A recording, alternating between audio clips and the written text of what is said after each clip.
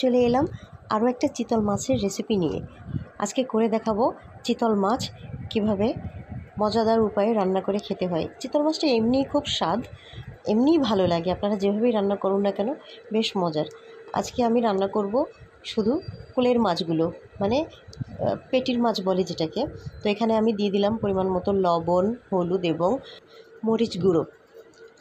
তো মাছকে একটু মাখিয়ে নিয়ে এটাকে ভেজে ফেলতে হবে, অর্থাৎ আমরা যেভাবে মাছ রান্না করতে ব্রাউন কালার করে ভাজি ঠিক সেভাবে ভাজতে হবে। খুব বেশি শুকনো করা যাবে না, কিংবা মানে ভাজা মাছ যেভাবে শুধু খাই আমরা ওভাবে করা যাবে না। একটু লালচে ব্রাউন করে ভেজে নিতে হবে, জাস্ট ভিতরটা যাতে রসালো থাকে। আর এখানে আমি একটা প্যানে সরিষার তেল দিয়ে দিয়েছি রান্নার প্রথম প্রসেস শুরু করতে, অর্থাৎ আমি একটু তাড়াতাড়ি রান্না করতে চাচ্ছি। এক সাইডে আমি এটার গ্রেভিটা করার জন্য রেডি করছি, আর আরেক সাইডে কিন্তু আমি ফ্রাইং প্যানে মাছ ভাজতে দিয়েছি। তো সরিষার তেল দিলাম হাফ কাপ, তার মধ্যে দিয়ে দিচ্ছি একটু গোটা জিরে আর 2-3টা এলাচ, একটু দারুচিনি, একটু তেজপাতা আর 2-3টে লং। তো দিয়ে একটু অ্যারোমা ছড়ানো অবধি একটু ওয়েট করি, আর দিয়ে দিব তারপরে পেঁয়াজ কুচি। তো সুন্দর একটা অ্যারোমা এসছে, এখন পেঁয়াজ কুচিটা দেবার পালা। তো এখানে আমি দিয়ে দিচ্ছি 1 কাপের কাছাকাছি পেঁয়াজ কুচি। এরপরে ধীরে ধীরে আমি সব মশলাগুলোকে অ্যাড করছি। এরপরে এখানে দিয়ে দিচ্ছি 2টো শুকনো মরিচ। এটা প্রথম দিকে অ্যাড করলেও চলবে, আর এখন দিলেও সমস্যা নেই, এটা অ্যাডিশনাল। সুন্দর করে পেঁয়াজটা একটু ভেজে নিতে হবে, ব্রাউন করে একটু ভেজে নেওয়ার পরে এখানে বাকি মশলাগুলো অ্যাড করছি। এবারে এখানে দিয়ে দিব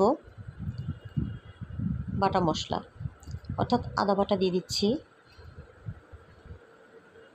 রসুন বাটা দিয়ে দিচ্ছি। পরিমাণটা তো অবশ্যই আপনারা বুঝতে পারছেন, একটা বড় 4 চামচের 3 ভাগের 1 ভাগ করে আমি দিয়ে দিচ্ছি।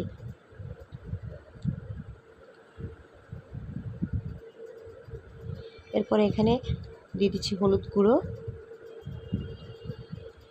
মরিচ গুঁড়ো, অর্থাৎ ছোটো 4 চামচের 1 চা চামচ ভরা ভরা হলুদ গুঁড়ো, এবং দেখলেন যে ভরা ভরা মরিচ গুঁড়ো দিয়ে দিলাম 1 চা চামচ।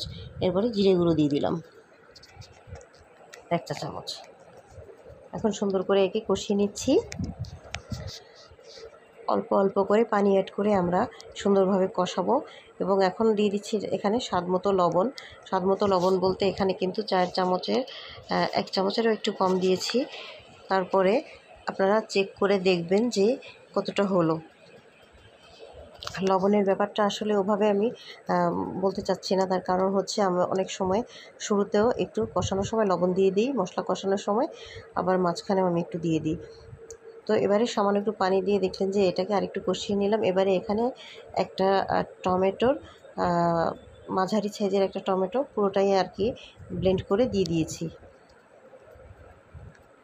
টমেটোটা অ্যাড করবেন অবশ্যই, কারণ টমেটোটা অ্যাড করলে বেশ ভালো লাগে। এটা ছাড়া যে খাওয়া যায় না সেটা নয়, অবশ্যই খাওয়া যায়, তবে দিলে পরে একটু ভালো লাগে। এখানে আরেকটা জিনিস আমি দিব, সেটা হচ্ছে আমন্ড এবং কাজু বাদাম বাটা, অর্থাৎ ব্লেন্ডারে পেস্ট করা।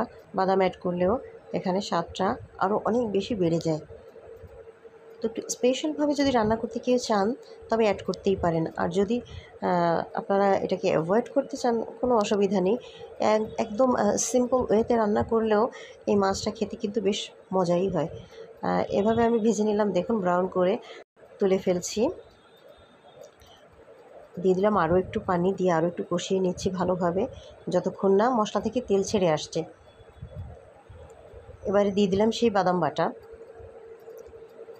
1 চা চামচ আমি দিয়ে দিলাম বাদাম বাটা। তো সুন্দর করে মিক্স করে নিচ্ছি, এবং সুন্দর করে মশলা কষানোর পরে আরও একটু পানি দিয়ে মশলাটা আমি আবারও কষিয়ে নিচ্ছি, যতক্ষণ না মশলার গা থেকে তেল ছেড়ে আসছে। জানেনই তো, মশলা যতটা ভালো কষানো হবে আপনার তরকারি কিন্তু ততটাই স্বাদ হবে। মাছ বলুন, মাংস বলুন, যেটাই হোক। তো এভাবে কিছুক্ষণ কষানোর পরে ফাইনালি ঝোলের জন্য পানি দিয়ে দিব, ঠিক পরিমাণ মতো পানি দিয়ে দিব। পরিমাণ মতো হলো গিয়ে যে পরিমাণ মাছ আমরা দিব তার একটু উপরে পানিটা ছুঁই করবে, জাস্ট এরকম পরিমাণে পানি দিয়ে দিব। তো পানিটা দিয়ে বলক আসা পর্যন্ত ওয়েট করলাম এবং এবারে একে একে মাছগুলোকে আমি দিয়ে দিচ্ছি। সাথে দিয়ে দিলাম 2-3টা কাঁচামরিচ। রান্না কমপ্লিট হতে আর কিন্তু বেশি একটা সময় লাগবে না। মাছগুলো দেওয়া হয়ে গেলে কিছুক্ষণ রান্না করলেই ঝোলটা যখন একটু গাঢ় হয়ে আসবে তখনই কিন্তু মাছটা সার্ভ করার উপযোগী হয়ে যাবে। আর মাছে সবসময়ই মানে ভাজা মাছে কখনো অতিরিক্ত পানি দিতে নেই, তাহলে মাছের ভিতরটা কেমন নরম হয়ে যায়, ওটাও বেশ একটা ভালো লাগে না। এবার একটু লবণ দিয়ে দিচ্ছি। চেক করে দেখলাম যে মনে হচ্ছিল আমার কাছে একটু লবণ কম, আমি ঠিক ততটুকু পরিমাণে একটু লবণ দিয়ে দিলাম। মিডিয়ামের থেকে একটু বেশি হিটেই এটাকে আমি রান্না করে নিচ্ছি। দেখতেই পাচ্ছেন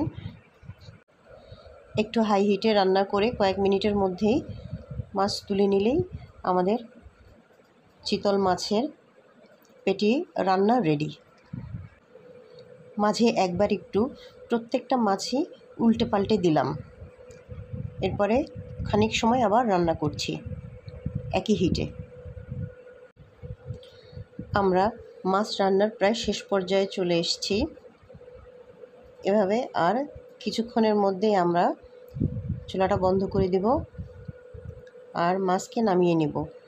কেউ চাইলে এখানে 1 চামচ ঘিও দিতে পারেন, যারা ঘিয়ের স্বাদটাকে পছন্দ করেন। এরকম বাদাম বাটা দিয়ে মাছ রান্নায় তারা একটু ঘি ছড়িয়ে দিতে পারেন লাস্ট মোমেন্টে।